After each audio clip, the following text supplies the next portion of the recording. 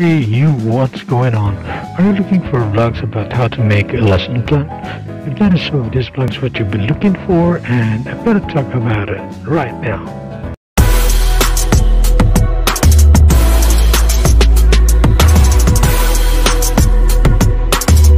Hi, my name is Teacher Jason. I'm a teacher, a thinker, a biker, and a direction vlogger as well.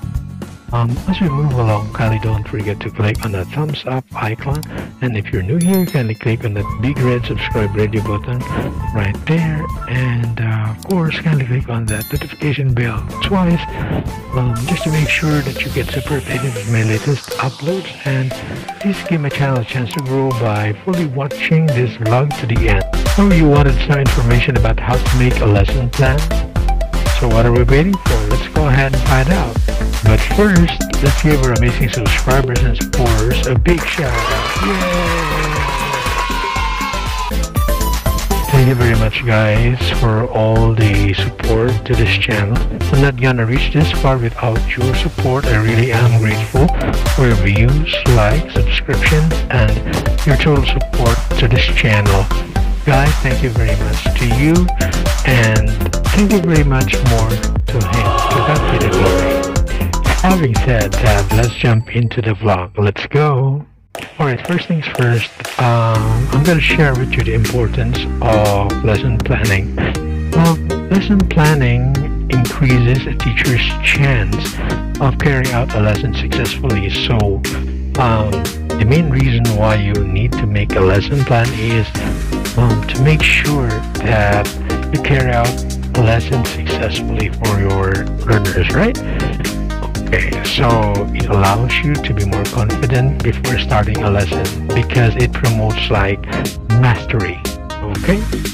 Lesson planning indicates reflective practice as it allows teachers to think about their teaching.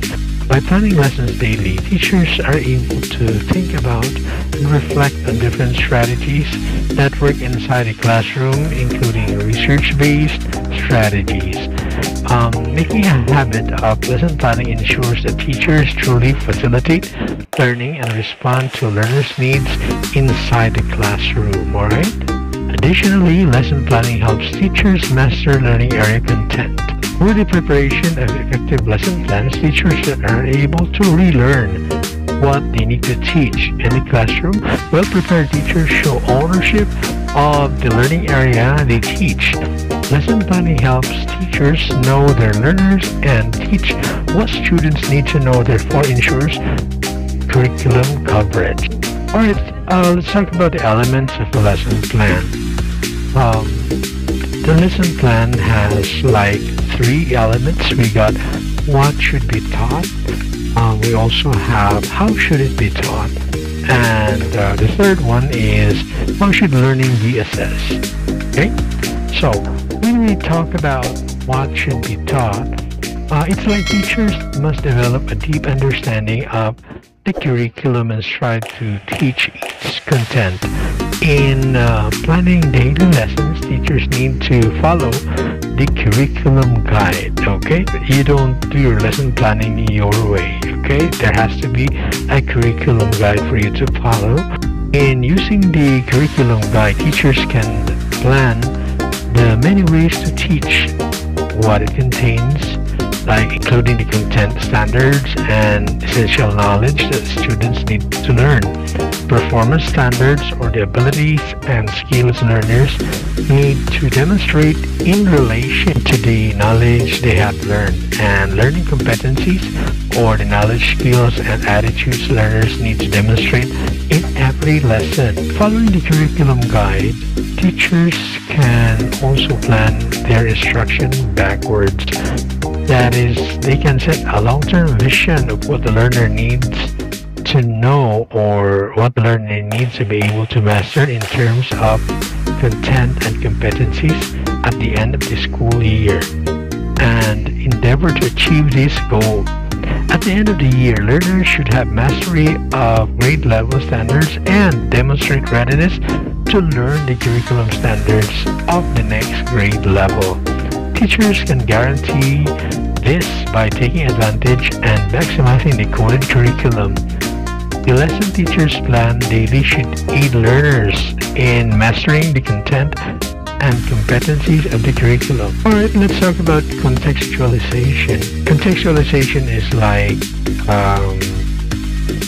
using local materials or integrating local materials you're teaching. That's, in a nutshell, that's contextualization. In Section 5 of the Republic Act 10533, or the Enhanced Basic Education Act of 2013, states that the K-12 curriculum shall be learner-centered, inclusive, and developmentally appropriate, relevant, responsive, research-based, culture-sensitive, contextualized, global, and flexible enough to allow schools to localize, indigenize, and enhance the same base of the respective educational and social context. K-12 teachers are allowed to use contextualization strategies in their lessons. In doing your lesson plan, the use of computers can speed up the preparation of the other lessons. Lesson plans may be computerized or handwritten. Schools can also use ICT to store the lesson that the teachers prepare. They can create like a data bank, a database of lesson plans, and feature exemplary lesson plans in the school website, or submit exemplary lesson plans for uploading to the LRMDS portal. Teacher can then use the portal as a resource for their daily lesson preparation. This way, teachers can support each other by having a repository of lesson plans to refer in the preparation of their daily lessons. Alright? So, teachers can also integrate the use of technology into different parts of a lesson, like various instructional strategies and methods can be delivered using ICT, equipment, peripherals, and applications. Teacher can plan learning opportunities that allow learners to assess, organize, process information, like create and develop products. Communicate with others using ICTs in lessons is also one way of differentiating instruction inside the K-12 classroom. Alright, let's go to the part of the lesson plan. Alright, the first part of the lesson plan is the objective. According to Iration in 1994, lesson objectives describe the kinds of content, knowledge, and processes teachers hope their students will learn from instruction. The lesson objectives describe the behavior or performance teacher wants learners to exhibit in order to consider them competent. The objectives state that the teacher intends to teach and serve as a guide for instruction and assessment. The content standards refer to the learning area-based facts, concepts, and procedures that students need to learn, while the competencies pertain to the knowledge, skills, and attitudes that students need to demonstrate in a lesson. The competency codes are also logged in this part of the DLL. Next part is the content. The content is a topic or subject matter patterns to the particular content that the lessons focuses on. Then the learning resources. This part of the DLL asks teachers to log the references and other learning resources that the teacher will use for the lesson. The references include the particular pages of the teacher's guide, the learning material, the textbook, and the additional material from the LRMDS portal. The other learning resources refer to the materials such as those that are teacher-made, authentic, and others not included in the references.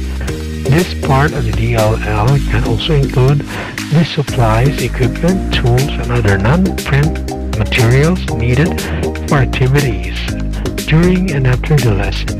Now, let's talk about the procedures. In this part, the DLL contains 10 parts, including reviewing the previous lesson.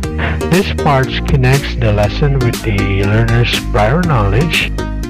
It explicitly teaches the learners how the new lesson connects to previous lessons. It also reviews and presents new lessons in a systematic manner. Next is establishing a purpose. Establishing a purpose for the lesson will motivate the learner to learn the new lesson. It encourages them to ask questions about the new topic and helps establish the reason for learning the new lesson. Next is presenting examples, instances of the content and competencies. This is also where the concepts are clarified. Discussing new concepts leads to the first formative assessment. The teacher shall prepare a good question for the smart. The teacher will listen to the answer of the learners to gauge if they understood the lesson. If not, they reteach. If the learners have understood the lesson, the teacher shall proceed to deepening the lesson. Next is continuation of the new concepts, leading to the second formative assessment that deepens the lesson and shows learners new ways of applying learning. The teacher can use pair, group, and teamwork. The learners can present their work to the class, and this serves as the teacher's way of assessing if concepts are solidifying and if their skills are really developing. Next is developing mastery. In this part, it leads to the third formative assessment. It can be done through more individual work activities such as writing, creative ways of presenting learning like dramatizing, etc.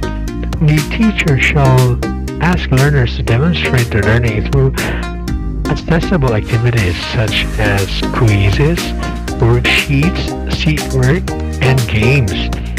When the students demonstrate learning, then proceed to the next step.